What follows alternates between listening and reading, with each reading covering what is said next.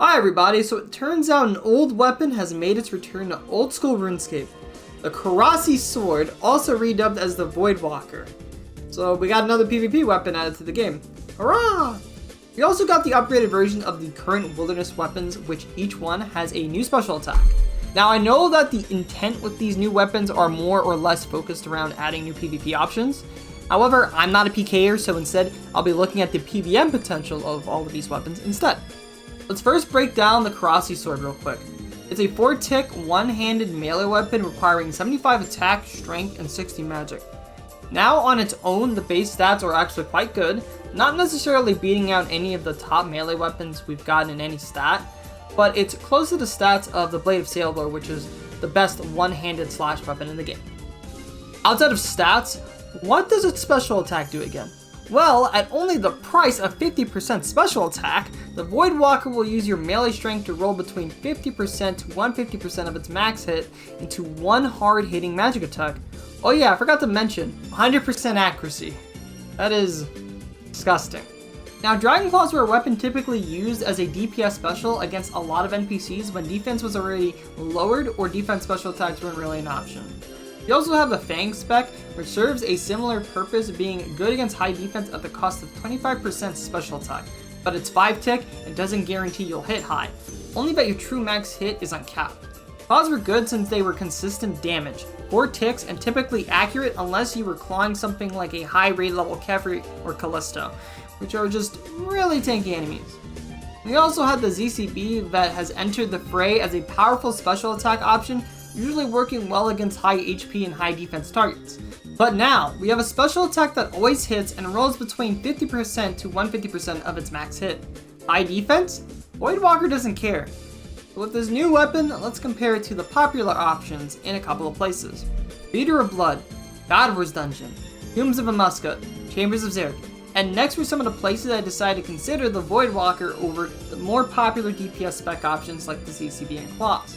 Now, the DPS of the Voidwalker special attack will never change because it always hits. The only factor that would change your DPS would be your gear and your combat stats. At most of the top bosses, Claws were the go-to special attack weapon of choice.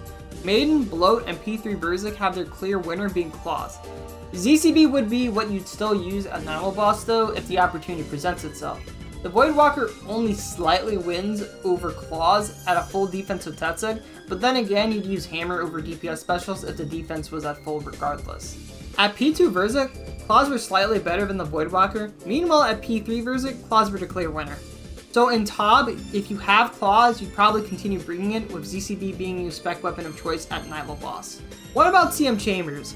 Well, seeing that the Voidwalker is magic damage, it doesn't work too well against Tecton, Vasa Crystal, or Old Melee Hand due to all three of those NPCs having reduced intake on magic damage, which are places you can use Claws at. Realistically, you can use it at the Range Vanguard where its DPS is better at 22 versus 19.87.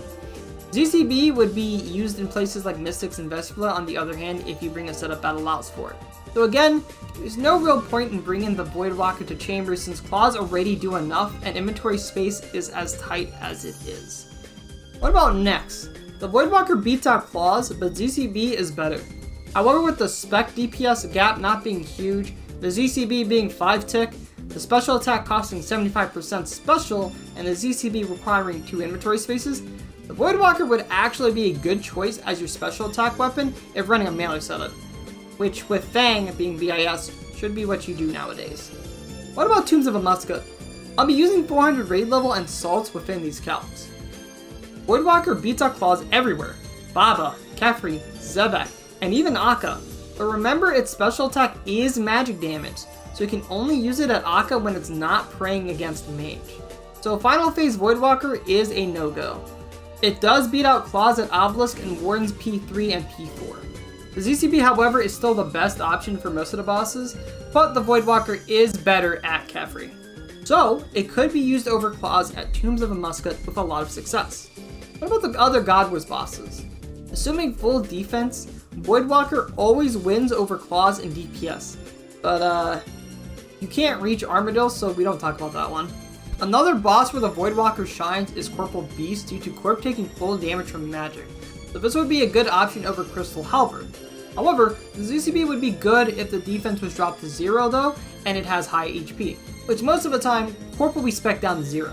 So what's the too long didn't read on the Voidwalker? Special is good for Tomb of the Musket, God Wars Dungeon, and Corporal Beast, as well as some other instances where NPC defense is super high. I also think having more spec options is great instead of downright replacing weapons completely, so I'm happy to have it brought into the game. Now, outside of the Voidwalker, let's talk more about the other Wilderness items that came in. The Wildy weapons may not see much use outside of the Wilderness, but their special attacks still might see some use regardless in PvM. Webweaver bow fires 4 shots, with each one doing 40% of its max hit, totaling up to a potential of 160% of the max hit. I could maybe see it having use for killing the big green Nilos at Tob, however I am unsure if it'll be worth bringing in. Now the Ursine Chainmace has increased accuracy and does 20 damage over 6 seconds, but I don't know if it'll have much use. On the other hand, the Accursed Sceptre special attack hits an enemy with 50% increased accuracy, and upon a successful hit, also drains a target's defense and magic by up to 50%. This bad boy is basically a magic dragon warhammer, and in large teams, it may be worth having one person use it.